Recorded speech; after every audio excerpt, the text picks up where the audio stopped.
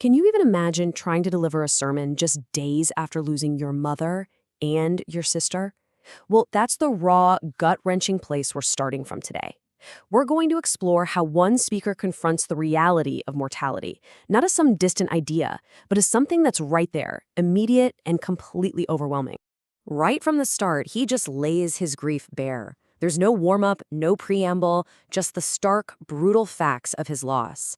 He even admits how incredibly hard it is to find the words to speak because he's just consumed by what he calls a calamity. And, it's that intense, unflinching vulnerability that makes his exploration of death so incredibly powerful.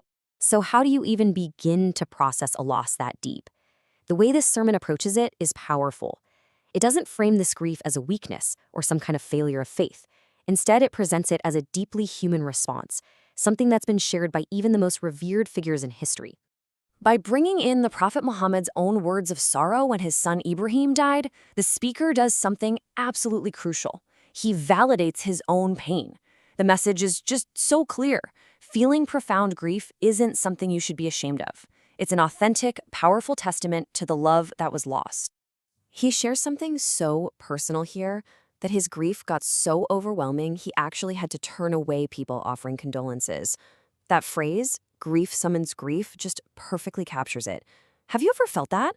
Where every well-intentioned "I'm sorry" just reminds you of other losses, and suddenly it's this cascade of sorrow that's just impossible to bear? But the sermon doesn't just stay with the emotional pain. It takes this really sharp turn, right into the stark, physical reality of dying. The speaker talks about witnessing this for the very first time with his own mother, and you can tell it was an experience that changed his understanding of everything. This term he uses is absolutely central to his description, khanaqat al-maut, or the choking of death. And he's not talking about a metaphor here. He describes it as a literal physical event. The moment the soul is being pulled out, gathering in the throat, creating this final, intense struggle that words can't really do justice to. And this right here shows the huge gap between knowing something and experiencing it. The speaker is honest. He admits he talked about this very concept in sermons for years, maybe even poetically. But to actually see it, to witness a choked face, it revealed a reality so profound and terrifying that language just failed. It was completely beyond rhetoric. Now, this is a really important clarification. The speaker makes it clear that this intense physical struggle isn't some kind of judgment or a sign of a bad end. Nope, it is the shared fate of every single human being. The difference, he explains, for the righteous is that this terrifying moment is eased because they get a vision of the peace that's waiting for them, which turns the agony into a transition you can actually bear. And just to hammer home the sheer physical violence of this moment, the sermon includes this incredibly powerful comparison. It transforms death from this idea of a quiet fading away into a massive cataclysmic event. It really forces you to confront just how intense that separation of the soul from the body truly is. So once the soul has left, that physical struggle is over. But the journey, it's not done. The sermon's focus shifts to the very next stage, the burial, and the terrifying, absolute solitude of the grave. The speaker recounts this incredibly powerful scene. The Prophet Muhammad, sitting by a brand new grave, just weeping, poking at the dirt with a little stick, completely overcome with emotion. And it's from that place of raw feeling that he turns to his companions and gives this stark, simple command. For a day like this, prepare. The sermon uses this analogy that is just chilling. Imagine waking up from sleep, like you do every single morning, but instead of light, you open your eyes to a crushing, absolute darkness. You're completely alone. You can't even see your own hand in front of your face. And it's in that moment of pure terror and isolation that the questioning begins. This detail is just haunting. It highlights that final, heartbreaking split from the world of the living. The very last connection the deceased has to their loved ones is the fading sound of their footsteps abandoning them. It's the ultimate symbol of being left completely and utterly alone. So, after the ordeal of death and the solitude of the grave, the sermon explores another one of death's jobs, its role as the great equalizer. It's the one event that just strips away every illusion of status, wealth, and power that we all cling to in life. To really illustrate this, the speaker tells the story of Al-Mu'tamid ibn Abbad, who was once this incredibly mighty king.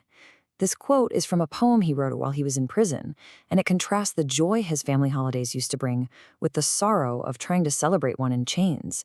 It's really the lament of a man who has lost everything. I mean, the contrast here could not be more stark. In the past, he's a king with immense power, and his daughters were so wealthy they literally walked on paths made of fragrant musk. In the present, he's a prisoner, and those same daughters have to visit him in rags, selling their needlework just to get by. It is just a brutal illustration of how fast worldly glory can vanish. This story isn't just a history lesson. It brings the sermon's point right into focus, and the speaker connects it directly back to his own mother's final days. He says that as she was dying, nobody was talking about her worldly life. The only thing that mattered, the only currency that had any value at all, was her record of good deeds, her charity, her piety. Because in the end, that is all that's left. Okay, so faced with this undeniable, heavy reality, what are you supposed to do? Well, the sermon's conclusion isn't a call to just despair. It's actually a radical call to live differently, to build a life that's centered on constantly remembering death. This story just completely reframes how we measure a good life. So a man died and his friends are all praising his prayers, his charity, all the usual stuff.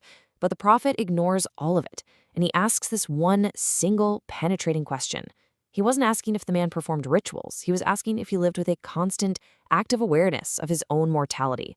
That, the sermon argues, is the real standard. So how do you actually cultivate that kind of awareness? The sermon lays out a pretty practical path. It starts simply by just acknowledging the inevitable. Then you actively contemplate your own end, and that, in turn, leads to this natural detachment from worldly stuff, which frees you up to fill your time completely with meaningful, righteous actions. It's basically a blueprint for a life of purpose. Now this is the ideal. This quote describes a scholar whose days were so completely packed with good deeds, reading, teaching, praying, remembering God, that if he were told you're going to die today, there was literally nothing he could add. His schedule was already full. That is the goal of a prepared life, to live with such a fullness of purpose that you are always, always ready. Ultimately, the sermon argues that death is the great scandal of the world. It's the one truth that exposes every other ambition, for wealth, for fame, for power, as just a hollow illusion. And so the personal grief that started this whole sermon leads right to this universal understanding, that truly facing mortality is the only way to live an examined, meaningful life. And the entire sermon builds to this one final personal question. It's not about history or theology anymore, it's about us. If we truly accepted that death is the final judge of what matters, that our deeds are the only things we actually take with us, what would change? Not in theory, but for you. Right now,